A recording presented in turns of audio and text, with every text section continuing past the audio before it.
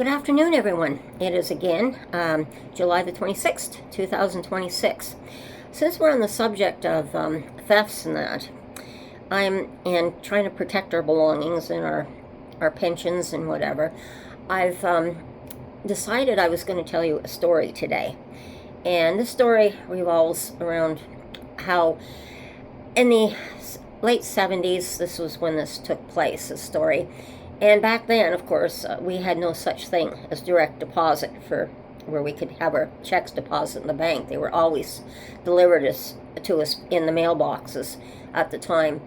And some of the seniors would go through some very extraordinary ways to protect their checks. And this particular day, as you're aware, I was a security guard. It's about an incident that happened on the mall with me when I was working in the late 70s on the mall.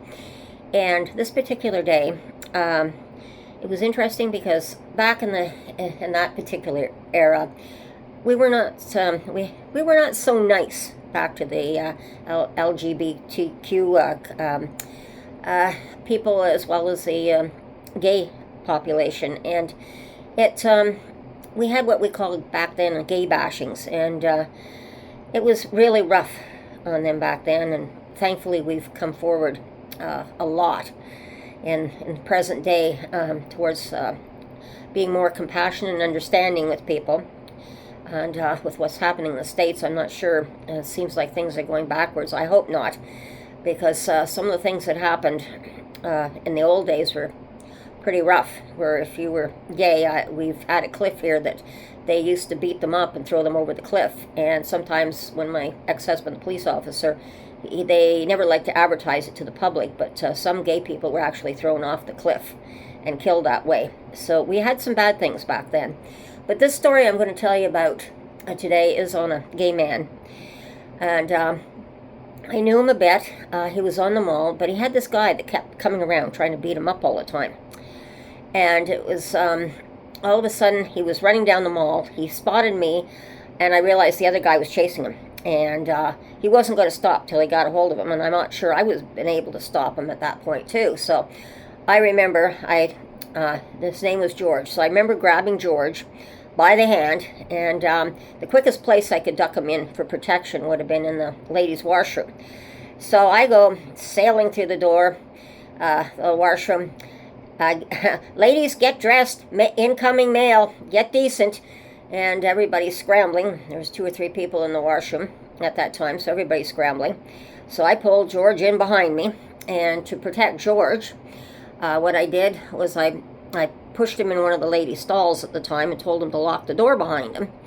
And then I turned around to the other ladies and I said, "There's going to be a man coming in here shortly. When he walks in that door, you start screaming at the top of your lungs." And so some of the women, he came barreling in. Oh yeah, he was roaring. He was going to come through me if he had to get, because he saw where I took him, and I figured ladies' washroom, he's not going to invade, possibly, hopefully not. But what ended up happening was 3 of the ladies started just screaming like I advised them to. And then there was little old Mrs. McDonald. She was probably in her late 70s at that time. She was shuffling along, and she had the overcoat hunched over, typical little old lady, and she had her big purse. Now that purse that she was carrying was a needlepoint purse, and that was very popular for the seniors back then, was to have these big, almost like suitcases in a way, purses, but they were handmade needlepoint purses. So when the guy barged in, her reaction was she was standing right beside the door. He comes in and she just swings her purse at him.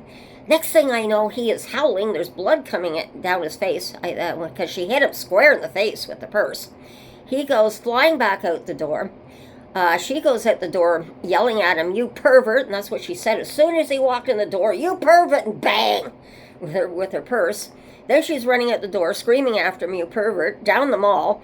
I ran out the door after her, then seeing my male partner, I signaled him. He started realizing what was going on. He took off after the guy who was bleeding out from the washroom, and after him, and then after little old Mrs. McDonald, who was trying to chase him down the mall. Well, I went back into the washroom to make sure that the other guy, George, was all right. And what I didn't realize was when I pushed him in the stall, that the toilet seat was up. When I pushed him in, he accidentally, let's put it this way, when I opened up the stall door, there he is sitting in the toilet bowl. I had accidentally put him in the toilet bowl. So I fished him out of the toilet bowl and was apologizing, and he was kind of laughing. He says, well, at least I didn't get beaten up today.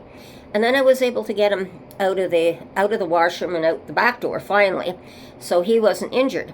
And it was funny. Later on, he and I became very good friends, and actually, him landing in the toilet bowl ended up being quite the joke, because as soon as he would come up to me, he said, are you going to put me in the toilet bowl today? Are you going to drown me again? And we'd just start laughing. So it became a joke with the two of us, and we got along great. And then finally, I don't think my partner caught up with the guy, but he probably broke the guy. She probably broke his nose by the sound of it anyhow. And then when I finally caught up with old little Mrs. McDonald, like, she was a feisty little thing, you know. She was barely over 5 feet tall, you know, and had this big purse, and she just swung it, and I was really surprised. And I looked at her and said, what in the world did you have in your purse? And she says, and then she showed me. She had half a brick in her purse, and she says, well, nobody's going to mug me ever on my pension check. There's no way they're ever going to get it. So every time she had to come to the store, and that's what they would wait outside the apartment building sometimes for the seniors to come out, knowing when the pension checks came out that day, and would rob them. Well, she was determined she wasn't going to get robbed. Now, I'm not advising anybody to go and put half a brick in their purse, ladies.